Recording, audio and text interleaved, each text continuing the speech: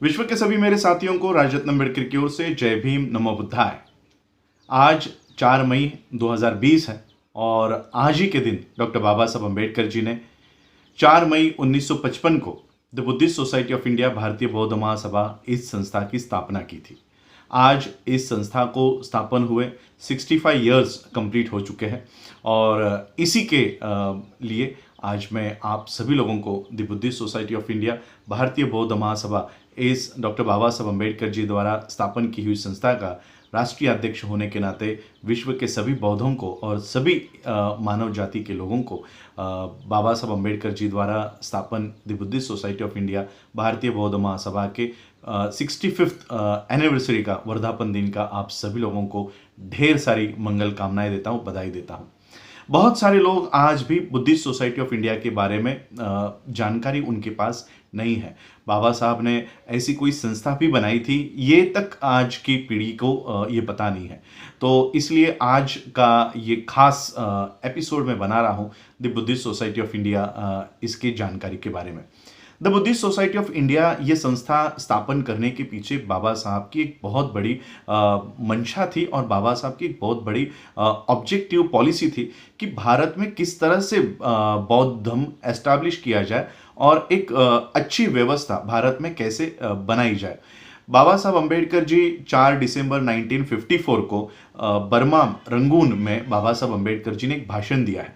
उस भाषण का शीर्षक है Buddha needs no passport no visa और उस भाषण को Buddhist movement in India a blueprint इस नाम से जाना जाता है। बाबा साहब अम्बेडकर जी ने ये ब्लू प्रिंट इंडिया में नहीं, इंडिया के बाहर बर्मा में वर्ल्ड फेलोशिप ऑफ बुद्धिस्ट के दूसरे कॉन्फ्रेंस में बाबा साहब अम्बेडकर जी ने ये बात वहाँ पर रखी।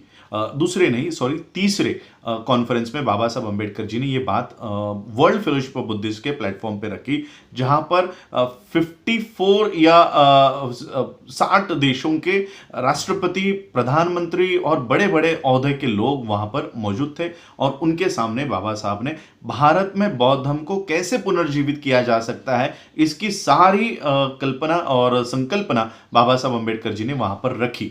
बाबा साहब जब भारत में आए 1954 के दिसंबर महीने में जब भारत में आए, तब बाबा साहब अम्बेडकर जी ने भारत में बौद्धों का एक प्लेटफॉर्म होना चाहिए, एक संस्था बौद्धों के पास होनी चाहिए, भारत के बौद्धों के पास होनी चाहिए। इसलिए बाबा साहब ने the Buddhist Society of India इस नाम से एक संस्था का पंजीकरण करने का कामकाज शुरू किया।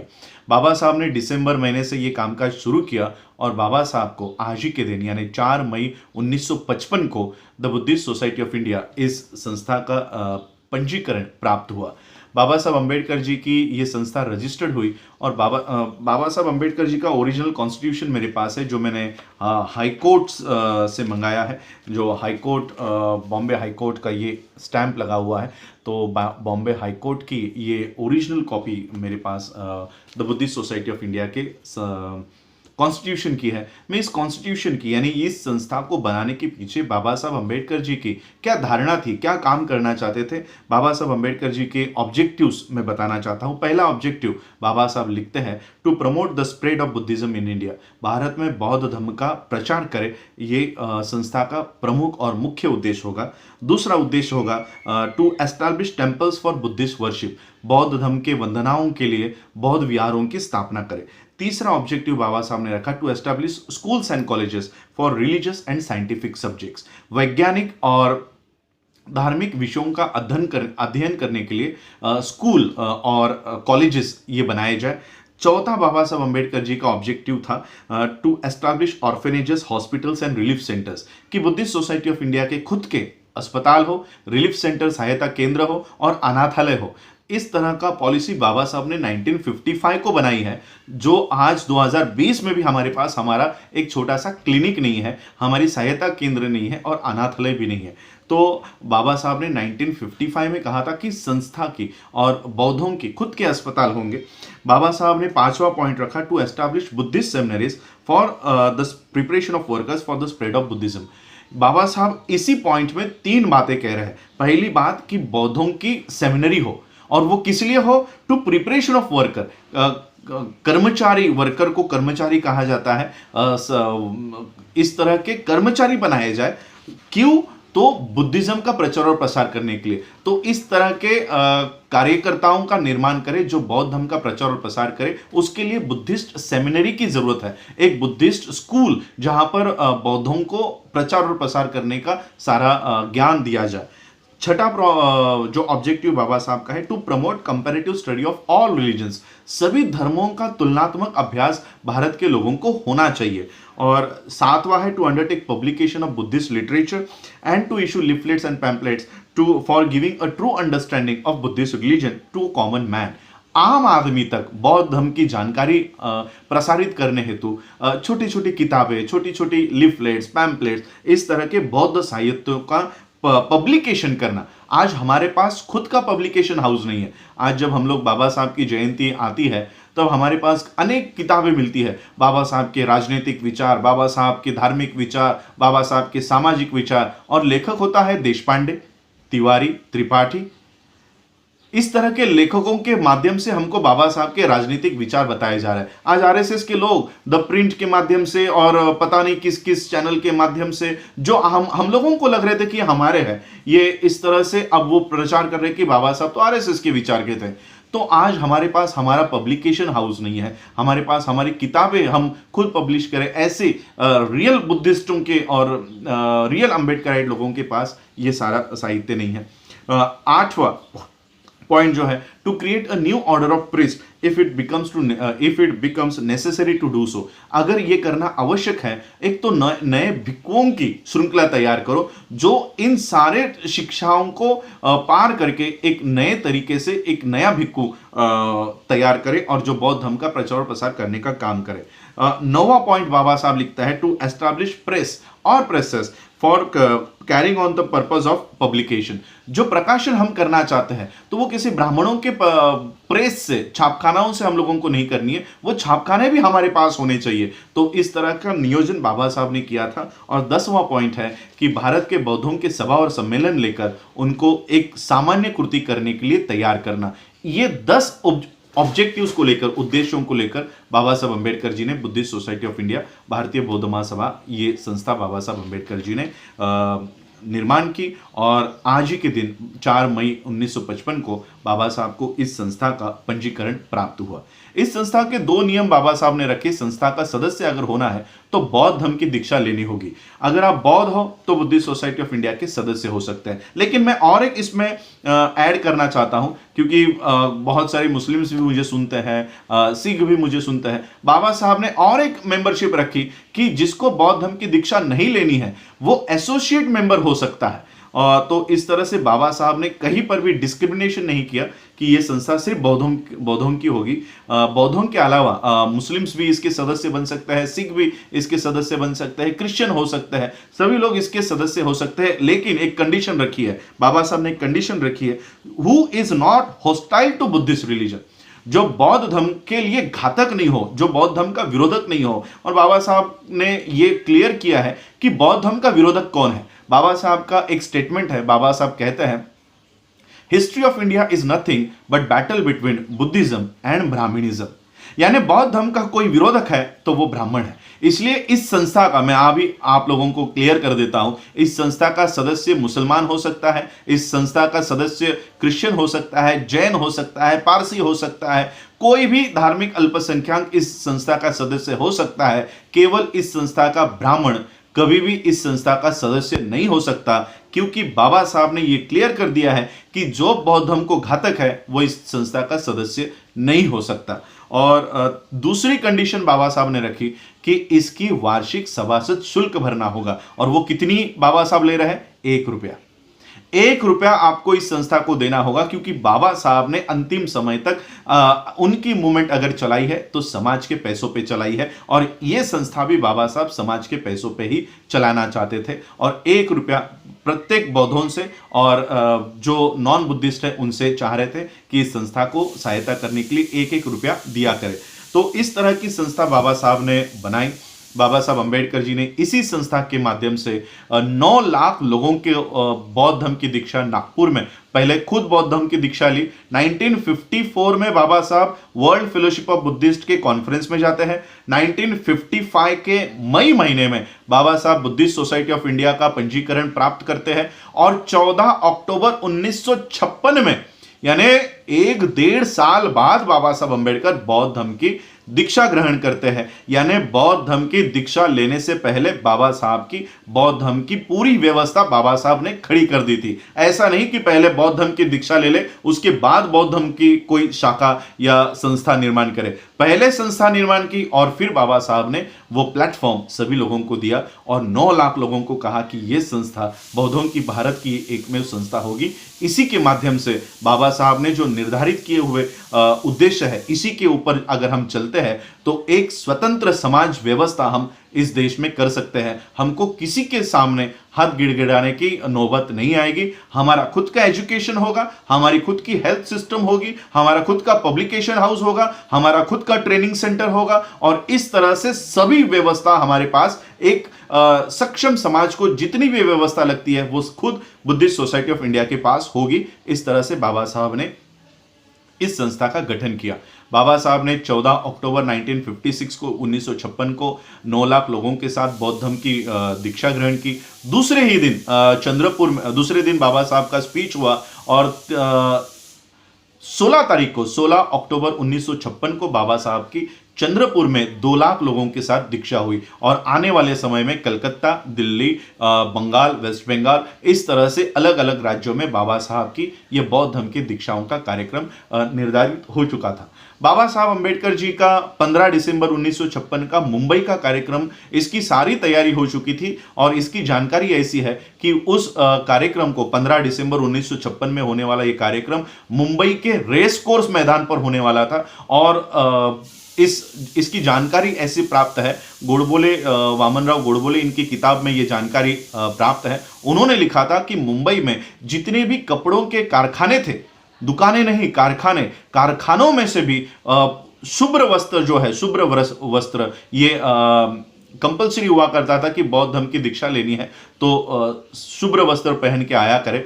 तो 15 दिसंबर के कार्यक्रम में उपस्थित रहने के लिए पूरे मुंबई के कपड़ों के जो कारखाने थे उसमें भी शुभ्र वस्त्र बिकने के लिए अवेलेबल नहीं था। इतने बड़े पैमाने पर 15 दिसंबर के कार्यक्रम के लिए लोग बाबा साहब के दीक्षा के कार्यक्रम में उपस्थित होने वाले थे, लेकिन 6 दिसंबर 1956 को ही बाबा साहब का महापरिनिर्वाण हो गया और 15 दिसंबर 1956 का ये कार्यक्रम हो ही नहीं पाया। कलकत्ता, वेस्ट बंगाल, दिल्ली, इस तरह के राज्यों में जो बाबा साहब अंबेडकर बौद्ध धर्म के दीक्षाओं के कार्यक्रम लेने वाले थे वो ठप हो गए और इसके बाद the Buddhist Society of India, भारतीय बौद्ध महासभा, इस संस्था को जैसे ये संस्था काल के पर्दे के पीछे चली गई, इस तरह से बुद्धिस्ट सोसाइटी ऑफ इंडिया 1956 में यानी 1955 में बाबा साहब ने इस संस्था को बनाया और 1956 से ही इस संस्था को खत्म करने का काम शुरू हो चुका और इस संस्था को डाइवर्ट करने का काम, कोर्ट में अटकाने का काम ये शुरू हो गया। 1956 के बाद बाबा साहब अंबेडकर जी के महापरिनिर्वाण के बाद उनके बेटे यशवंतराव भैया साहब अंबेडकर ये इस संस्था के चेयरमैन बने, अध्यक्ष बने।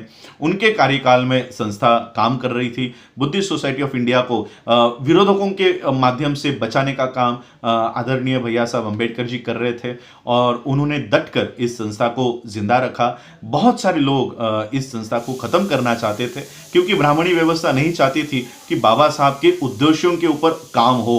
अगर इन उद्देश्यों के ऊपर काम होता है तो बहुत एक सक्षम समाज तैयार हो जाएगा। वो कभी ब्राह्मणों के दरवाजे पे खड़ा नहीं मिलेगा और कभी कांग्रेस जैसे पार्टियों के सामने और अभी के बीजेपी की जैसे पार्टियों के सामने हमारे बौद्ध वहां पर जाके तलवे नहीं चाटेंगे। इसलिए बुद्धिस्ट सोसाइटी ऑफ इंडिया को खत्म करने का नियोजन शुरू हुआ, लेकिन उनके बेटे यशवंतराव अंबेडकर इन्होंने डटकर सामना किया। उनकी भी डेथ 1977 में हो गई और उनके डेथ के बाद आदरणीय मीराताई अंबेडकर जी इन्होंने संस्था के अध्यक्ष पद पर दावा किया, लेकिन परिणाम ये हुआ कि संस्था के पद पर दावा करने के बाद बाबा साहब अंबेडकर जी की जो मूल कॉन्स्टिट्यूशन था उसमें चेयरमैन कौन होगा इसके बारे में लिखित स्वरूप में कोई निर्देश नहीं थे। इसलिए चैरिटी कमिश्नर ने ये जजमेंट दी, ये मेरे पास जजमेंट है उसके, चैरिटी कमिश्नर ने जजमेंट दी कि संस्था के संविधान में नई तरीके से जो अध्यक्ष है उसके चुनने के कोई प्रावधान नहीं है, और इसलिए हम आपसे विनती करते हैं कि वो प्रावधान आप करें, और प्रावधान करने के बाद उस तरह की समिति, उस तरह का कॉम्प्रिहेंसिव स्कीम हम लोगों को तैयार करके दे। ये चैरिटी कमिश्नर की ऑर्डर है, जहां पर मीराताई अंबेडकर जी, आदरणीय मीराताई अंबेडकर जी का चेयरमैनशिप का दावा नकार दिया गया था। मैं पढ़ के सुनाना चाहता हूँ, एक दो ही लाइन में पढ़ के सुनाना चाहता हूँ। 14 अक्टूबर 1977 की जजमेंट है। ये जजमेंट में चैरिटी कमिश्नर कहता है, there is no provision in the constitution to fill in the vacancy of the president. The constitution is silent on this point, so also it is not exhaustive to proper management of the society. The change report is thus not legal and valid, hence it is rejected. The parties are advised to approach the Charity Commissioner for getting a comprehensive scheme framed under Section 50 of the Bombay Public Trust Act. So far as the name of Shri Y.B. Ambedkar, yani Yashwantrao Bhimrao Ambedkar is concerned, it may be deleted from public trust entry as he is expired. तो charity commissioner ने मीराताई अंबेडकर जी को ये order दी कि आप जो comprehensive scheme है, ये charity commissioner को मिलके वो कॉम्प्रिहेंसिव स्कीम बनाए।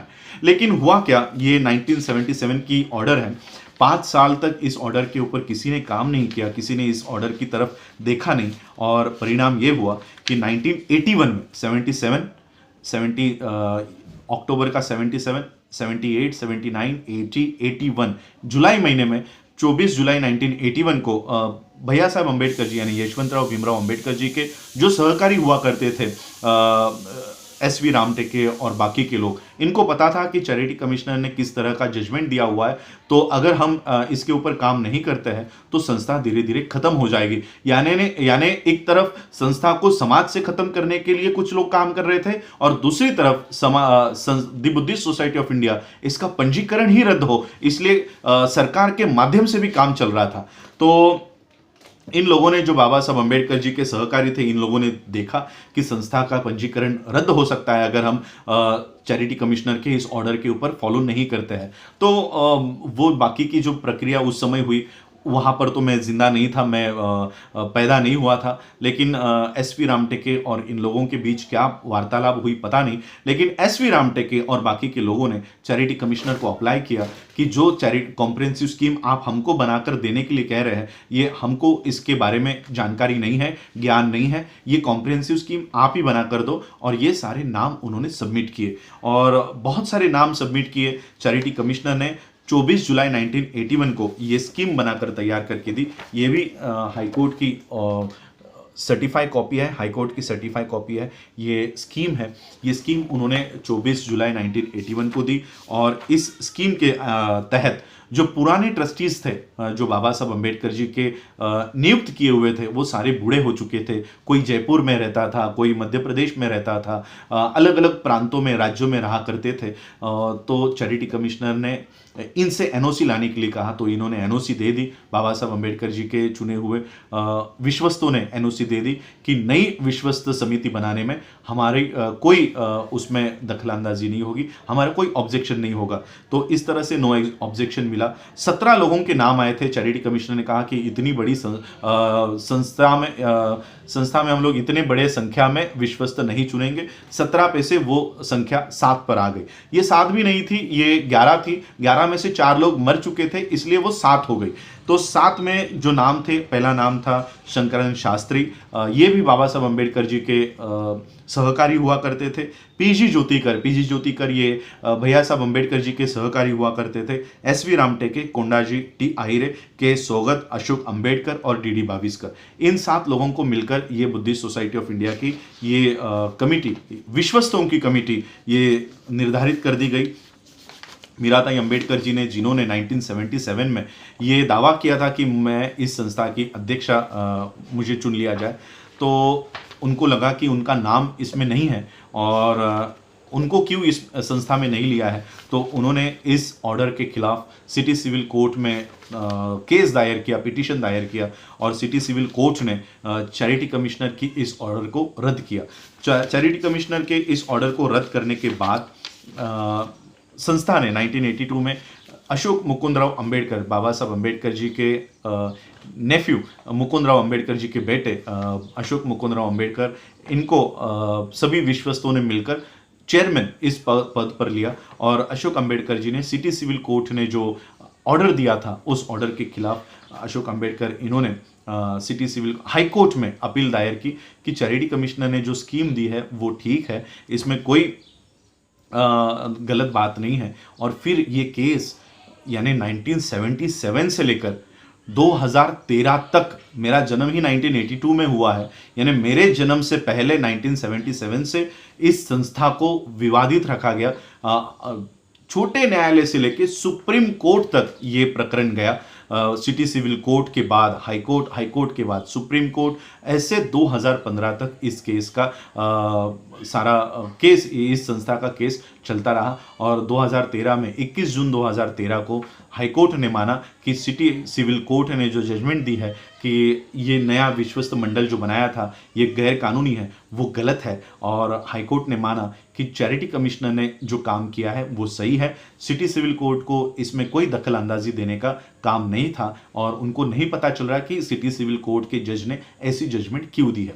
इन द मीन टाइम ये जो सब प्रकरण चल रहा था, तो मैं अब उनका नाम नहीं लेना चाहता क्योंकि ये मेरे धम्म के खिलाफ होगा। कुछ लोगों ने, परिवार के ही कुछ लोगों ने भारतीय बौद्ध महासभा नाम से एक दूसरी संस्था खड़ी करने की कोशिश की और उन्होंने इस तरह का रजिस्ट्रेशन भी प्राप्त कर लिया। जब अशोक मुकुंदराव अंबेडकर संस्था के अध्यक्ष इनको पता चला कि बुद्धिस्ट सोसाइटी ऑफ इंडिया को मराठी में अनुवाद करके एक संस्था बनाई गई है, गठित कर दी गई है और उसका पंजीकरण भी प्राप्त किया है, तो अशोक मुकुंदराव अंबेडकर संस्था के अध्यक्ष होने के नाते उन्होंने चैरिटी कमिश्नर में केस दायर की कि already the Buddhist Society of India Baba Saheb Ambedkar जी द्वारा स्थापन की हुई संस्था है और उस 1955 से ही इस संस्था को भारतीय बौद्ध महासभा के नाम से जाना जाता है। और इस तरह से अगर कोई दूसरी संस्था रजिस्टर्ड करता है तो ये बुद्धिस्ट सोसाइटी ऑफ इंडिया के लिए बहुत घातक होगा। बुद्धिस्ट लोगों को ये संभ्रम होगा कि बुद्धिस्ट सोसाइटी ऑफ इंडिया ये बाबा साहब की संस्था नहीं है, भारतीय बौद्ध महासभा ये बाबा साहब की संस्था है और बाबा साहब की मूल संस्था इससे खत्म हो जाएगी। तो चैरिटी कमिश्नर ने सारी इंक्वायरी की। इंक्वायरी करने के बाद चैरिटी कमिश्नर को लगा हाँ ये गलत है, बुद्धिस्ट सोसाइटी ऑफ इंडिया को भारतीय बौद्ध महासभा इस नाम से कई सालों से जाना जाता है, 1955 से इस संस्था को जाना जाता है। और उन्होंने भारतीय बौद्ध महासभा को जो पंजीकरण दिया हुआ था, जो रजिस्ट्रेशन सर्टिफिकेट दिया हुआ था, वो उन्होंने रद्द किया और भारतीय बौद्ध महासभा ये बुद्धिस्ट सोसाइटी ऑफ इंडिया का मराठी अनुवाद है, इस तरह से उन्होंने ये जजमेंट दी। वो जजमेंट भी मेरे पास है, वो ये वो जजमेंट है। ये जजमेंट कौन से तारीख को दी थी मैं आप लोगों को उसका डेट बताता हूँ। ये जजमेंट हुई थी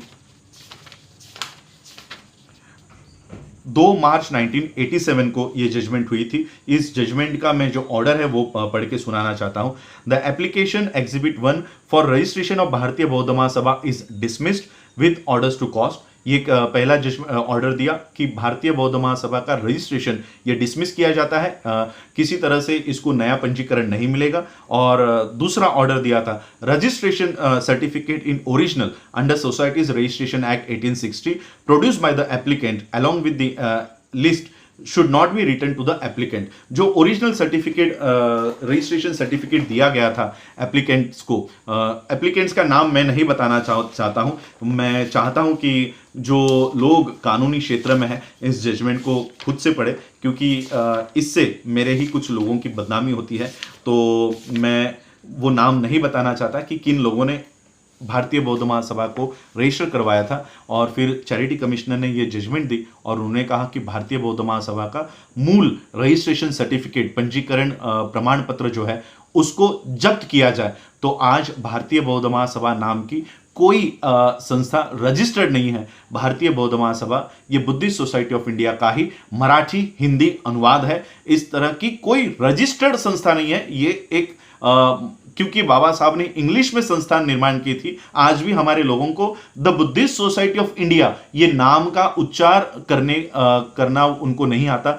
मैं देख रहा हूं पढ़े लिखे लोग कभी इसको बुद्धिस्ट इंडिया सोसाइटी कहते हैं, इंडियन बुद्धिस्ट सोसाइटी कहते हैं, इसका नाम ठीक से नहीं लेते। इसलिए बाबा साहब ने हमारे लोगों को जो अनपढ़ थे उनको ये समझ में आया, इसलिए भारतीय बौद्ध महासभा इस नाम का प्रयोग बाबा साहब किया करते थे। ये एक ही संस्था है जिसके दो नाम है, एक इंग्लिश में और दूसरा मराठी में, तो हिंदी में। तो इस तरह की ये संस्था रही। 2013 को जब ये जजमेंट हुआ तो जो मैंने नाम लिए थे 7 नाम, उसमें से 2 ही लोग जिंदा थे, अशोक अंबेडकर और पीजी ज्योतिकर। पीजी ज्योतिकर, मैं ये पूरी बयान दे रहा हूं और पूरे सबूत मेरे पास है, मैं ये दिखाना भी चाहूंगा आपको, वरना ऐसे नहीं लगे कि कोई मैं किसी की बदनामी कर रहा हूं। ये विश्व हिंदू समाचार नाम का मैगजीन है। इस मैगजीन में पीजी ज्योतिकर, इनका ये जो है, ये ब्रैकेट में दिख रहे हैं आपको, ये है पीजी ज्योतिकर और इनका ये लेख है। और लेख में वो कह रहे हैं कि वो जो है ये गुजरात के विश्व हिंदू परिषद के उपाध्यक्ष के तौर पे काम करते हैं। ये मैं नहीं कह रहा हूं कि पीजी ज्योतिकर विश्व हिंदू परिषद के सदस्य, ये खुद कह रहे हैं, ये खुद उन्होंने यहां पर लिखा। और एक टाइम्स ऑफ इंडिया की एक खबर है, टाइम्स ऑफ इंडिया में भी उन्होंने उनका जो उल्लेख किया जाता है वो विश्व हिंदू परिषद के टॉप मोस्ट लीडर के नाम से उनका ये जिक्र किया जाता है। जब इनकी एंट्री हुई तब शायद ये विश्व हिंदू परिषद में काम नहीं किया करते होंगे, लेकिन उसके बाद पता नहीं, ये 40 साल गुजरे, 40 साल में आदमी कहां से कहां बदल जाता है पता नहीं चलता। तो पीजी ज्योतिकर ये विश्व हिंदू परिषद के साथ जुड़कर काम करना उन्होंने शुरू कर दिया था। जब संस्था का ये निकाल आया 21 जून 2013 को, तो अशोक अंबेडकर और पीजी ज्योतिकर, यह दो ही लोग जिंदा थे। एक विश्व हिंदू परिषद से जुड़ा हुआ था और अशोक अंबेडकर जी के खिलाफ बहुत सारे परिवार के लोग ही थे, क्योंकि उनके अधिकार चले गए थे।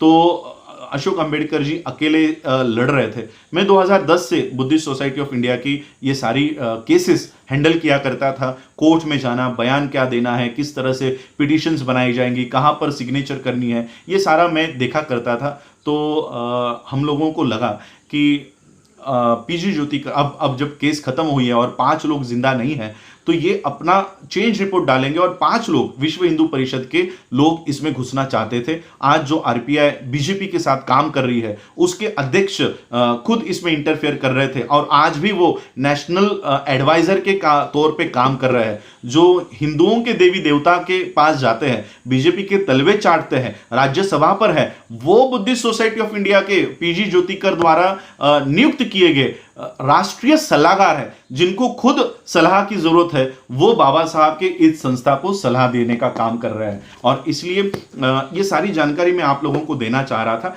कि 2013 में जब हम लोगों को पता चला कि किस तरह से बुद्धिस्ट सोसाइटी ऑफ इंडिया को आरएसएस जो है, विश्व हिंदू परिषद है, किस तरह से इसके ऊपर नियंत्रण लाना चाहती है। अपने 5 लोग विश्वस्त, क्योंकि इस संस्था में विश्वस्त की संख्या 7 है, तो 5 लोगों की जरूरत थी। और पीजी ज्योतिकर, इनका कहना था कि वो 5 सारे के सारे लोग ये विश्व हिंदू परिषद से जुड़े हुए लोग होंगे और हम लोग डट कर इसका सामना कर रहे थे। तो हम लोगों ने चैरिटी कमिश्नर में जाके 2013 में ही हम लोगों ने ये रिपोर्ट दायर की। मेरे पास ये सारी फाइल्स मैं आज लेकर बैठा हूँ। 2013 में हम लोगों ने चैरिटी कमिश्नर में ये चेंज रिपोर्ट दायर किया और उन 5 लोगों में, जो 5 लोग हम लोगों को भरने थे, वो 5 लोग हमने भरे। ये चैरिटी कमिश्नर का सिक्का है, मैं कोई आप लोगों को मनगढ़ंत पेपर्स नहीं दिखा रहा। और ये यहाँ पर मेरा नाम है राजरत्न अशोक अंबेडकर। तो यहाँ पर मैं संस्था का विश्वस्त के तौर पर मेरी एंट्री 2013 में हुई। 2013 में खुद अशोक अंबेडकर जिंदा थे। फिर मीराताई अंबेडकर जी ने देखा कि हाईकोर्ट ने उनकी जो पिटीशन है, उनकी जो निर्णय है, उसको रद्द किया है। उनके तो साइड से, पक्ष से जो निर्णय आया था वो रद्द हुआ है और अशोक अंबेडकर जी और ये लोग जीत गए। तो अशोक अंबेडकर जी के खिलाफ आदरणीय मीराताई अंबेडकर जी सुप्रीम कोर्ट में गए और सुप्रीम कोर्ट में उन्होंने ये जजमेंट, ये पिटीशन दायर की कि ये जो हाई कोर्ट का निर्णय है ये गलत है, हमको ये मान्य नहीं है। सुप्रीम कोर्ट ने 2 फरवरी 2015 को और 15 अप्रैल 2015 को 2 बार जजमेंट दी कि हाई कोर्ट की जो जजमेंट है वो सही है और इसी को माना जाए। और 2015 से बुद्धिस्ट सोसाइटी ऑफ इंडिया जो 1977 से city civil court, charity commissioner, high court, supreme court में फंसाई हुई थी, फंसा कर रखी हुई थी ताकि बाबा साहब के इन उद्देश्यों के ऊपर काम ना हो सके, वो 2015 में मुक्त हो गई और हम लोग इस संस्था का काम करना शुरू कर दिए। मैंने देखा कि विश्व हिंदू परिषद के लोग हम लोगों को इस संस्था का काम करने नहीं दे रहे और कई राजनेता जो बीजेपी से जुड़े हुए हैं हम लोगों के खिलाफ ये षड्यंत्र कर रहे हैं। संस्था को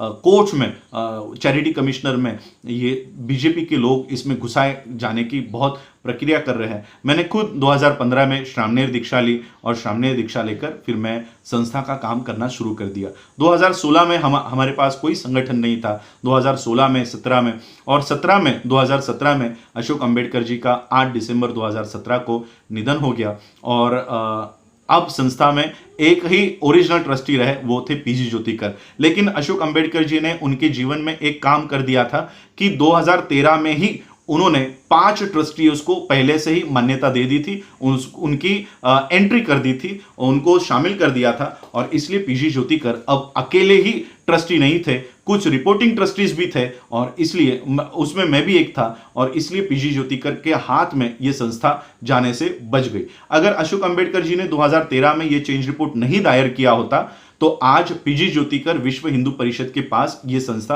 Buddhist Society of India, Baba Saheb Ambedkar जी ने स्थापन की हुई संस्था, यह आज उनके पास चली गई होती और बाकी के सभी लोग बीजेपी से जुड़े हुए जो लोग थे वो इस संस्था में विश्वस्त बन चुके होते और यह संस्था समता के काम करने के बजाय समरसता का काम इस संस्था के माध्यम से हो चुका होता। लेकिन अशोक अंबेडकर जी ने 2013 में ही अपना चेंज रिपोर्ट डाल दिया।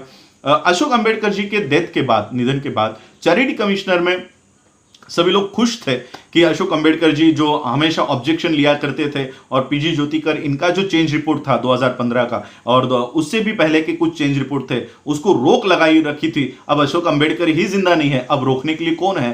तो इस तरह का खुशी का माहौल चैरिटी कमिश्नर में था और धन्यवाद है उस जोशी मैडम का जो बीजेपी का काम किया कर रही थी, अंदर बैठकर काम कर रहे थे। तो ये सभी लोग शासन, क्योंकि उस समय महाराष्ट्र में सरकार बीजेपी की थी, कोर्ट आज भी हम लोग देख रहे हैं किस तरह से काम चल रहा है, आरएसएस के जेब में ये कोर्ट्स है। तो ये सभी लोग इस संस्था को, बीजेपी को और आरएसएस को देने के लिए एक पैर पर काम कर रहे थे। लेकिन हुआ ये कि मैंने इंटरवेंशन एप्लीकेशन डाल दी और जैसे कि कोर्ट हमारा है नहीं तो उसी चैरिटी कमिश्नर ने मेरा इंटरवेंशन एप्लीकेशन रद्द कर दिया।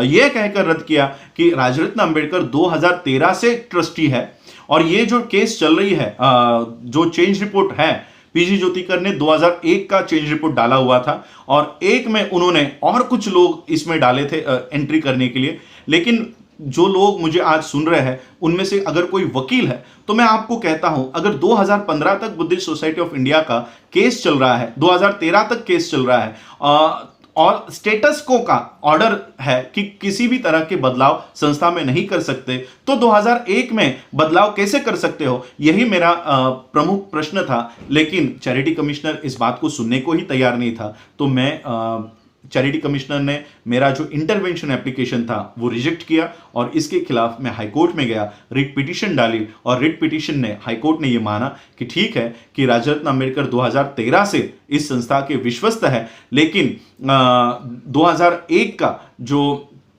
चेंज रिपोर्ट पीजी ज्योतिकर जी ने डाला हुआ था, उसी चेंज रिपोर्ट को 2015 में पीजी ज्योतिकर ने एक एफिडेविट में लिखकर कहा है कि ये 2001 का चेंज रिपोर्ट, क्योंकि संस्था की केस चल रही है, स्टेटस को चल रहा है, इसलिए ये चेंज रिपोर्ट में पीछे ले रहा हूं।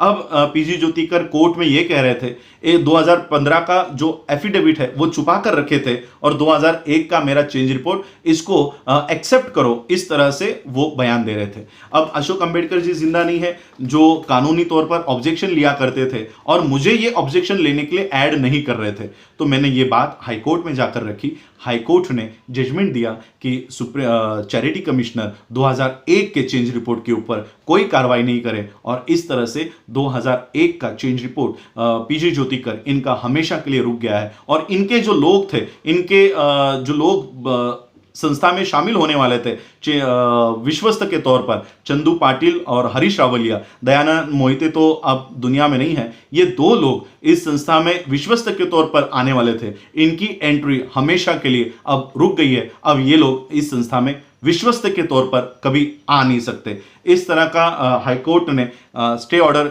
इस 2000 चैरिटी कमिश्नर को लगाई है और 2001 के चेंज रिपोर्ट पे कोई कार्रवाई नहीं होगी जब तक अगली सुनवाई नहीं होती, कोई कार्रवाई नहीं होगी, इस तरह का जजमेंट दिया। तो ये संस्था की इस तरह से हम लोग संघर्ष करते करते यहाँ तक आए। 2018 में 2019 में ये सारी संस्था आज सेफ है, सिक्योर है। कोई बीजेपी के लोग, कोई आरएसएस के लोग अब संस्था में विश्वस्त के तौर पर ऐड नहीं हो सकते। ये मैंने अपने जीवन में, मुझे लगता है कि एक बहुत बड़ा काम मैंने किया कि संस्था को आरएसएस से और बीजेपी से बचाने का काम मैंने किया। अब संस्था में कोई नया, जब तक ये जजमेंट नहीं आती तब तक कोई बदलाव इसमें नहीं होंगे और हम लोग ये काम करेंगे। और इसलिए, शायद इसलिए आज मैंने तो आपको स्टैम्प किए हुए पेपर्स बताए जिसमें मैं विश्वस्त हूं और सभी लोगों ने, कार्यकारिणी ने, विश्वस्त की कार्यकारिणी ने मुझे अध्यक्ष के तौर के ऊपर चुना और मैं विश्वस्त अध्यक्ष बन गया, यानी विश्वस्तों का अध्यक्ष, chairman of board of trustees उसका मैं अध्यक्ष हूं और नेशनल कमेटी का भी मैं अध्यक्ष हूं। तो 2 पदों के ऊपर मैं काम कर रहा हूं, एक विश्वस्त अध्यक्ष और एक राष्ट्रीय अध्यक्ष Buddhist Society of India. Buddhist Society of India का कानूनी तौर पर सेंट्रल बैंक में इसका अकाउंट है। पिछले 3 या 4 सालों से इसका आईटी रिटर्न भरा जाता है, सभी तरह का ऑडिट दिया जाता है। इस तरह का काम बुद्धिस्ट सोसाइटी ऑफ इंडिया में मैंने पिछले 3 सालों में किया। 2015 से हम लोग ये काम कर रहे हैं, तब तो मैं एक साधारण सदस्य के तौर पे काम कर रहा था। 2018 से मैं अध्यक्ष के तौर पे काम कर रहा हूं और पिछले 3-4 सालों का आईटी रिटर्न हम लोगों ने बुद्धिस्ट सोसाइटी ऑफ इंडिया का भरा। और एक खुशी की बात बताता हूं, बाबा साहब अंबेडकर जी ने स्कूल और कॉलेजेस की बात कही है कि बौद्धों की स्कूल और कॉलेज होने चाहिए। मैंने कहा कि स्कूल और कॉलेजेस बनाने के एक स्टेप ऊपर जाते हैं और यूनिवर्सिटी का प्रपोजल हम लोगों ने रखा। कर्नाटक में हम लोगों को 25 एकड़ जमीन मिल गई है, महाराष्ट्र में हमारे पास 50 एकड़ जमीन है। तो आज बुद्धिस्ट सोसाइटी ऑफ इंडिया के जो 10 उद्देश्य हैं उनमें से एक उद्देश्य हम लोग पूरा करने जा रहे हैं, वो है स्कूल और कॉलेजेस की निर्मित पढ़ाई, जो वैज्ञानिक पढ़ाई है और जो सभी धर्मों का तुलनात्मक अभ्यास की पढ़ाई है वो पढ़ाई हम लोग कर रहे हैं। मैं खुद वियतनाम बुद्धिस्ट यूनिवर्सिटी में जाकर आया हूं। मैं खुद थाईलैंड के महाचुलालोंगकोंग राजा महाविद्यालय यूनिवर्सिटी में और उनके डीन से, पुणे के हमारे जो साथी है डॉक्टर शांतिपाल ओल सर, उन्होंने बहुत बड़ा प्लेटफॉर्म मुझे ये दिया। और बुद्धिस्ट सोसाइटी ऑफ इंडिया, मैं आप लोगों को फिर से एक अच्छी खबर देता हूं। Buddhist Society of India Baba Saheb Ambedkar जी ने वर्ल्ड फेलोशिप ऑफ बुद्धिस्ट के माध्यम से यहां पर खड़ी की कि वर्ल्ड फेलोशिप ऑफ बुद्धिस्ट जो सहायता करेगी वो लेने के लिए एक प्लेटफॉर्म होना चाहिए। वो प्लेटफॉर्म था Buddhist Society of India. Baba Saheb Ambedkar जी के महापरिनिर्वाण के बाद हम लोगों ने इस संस्था के पास जाना ही छोड़ दिया था। मैंने जैसे ही मैं अध्यक्ष तौर पर चुना गया, मैंने पहला काम किया कि वर्ल्ड फेलोशिप ऑफ बुद्धिस्ट के हेडक्वार्टर में गया थाईलैंड में और इस संस्था को पुनर्जीवित किया।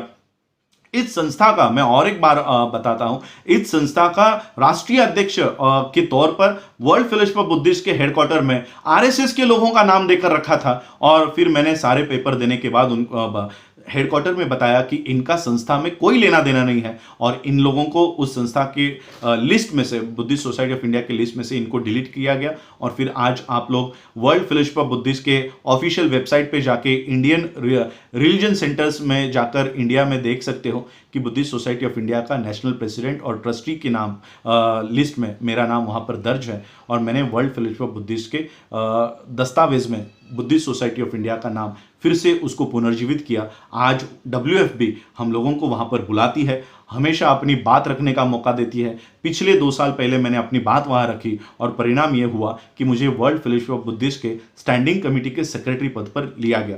तो ये एक अच्छी खबर बुद्धिस्ट सोसाइटी के लिए थी कि आज WFB के साथ जुड़कर हम लोग काम कर रहे हैं। जितने भी बुद्धिस्ट कंट्रीज हैं उनके सामने हम बुद्धिस्ट सोसाइटी ऑफ इंडिया के तौर पर अपनी बात रखते हैं। मेरे रिसर्च पेपर यूनाइटेड नेशंस के कॉन्फ्रेंस में छापे जाते हैं। तो इस तरह से बुद्धिस्ट सोसाइटी ऑफ इंडिया को फिर से एक अच्छा इमेज देने का काम हम लोगों ने वहाँ पर किया।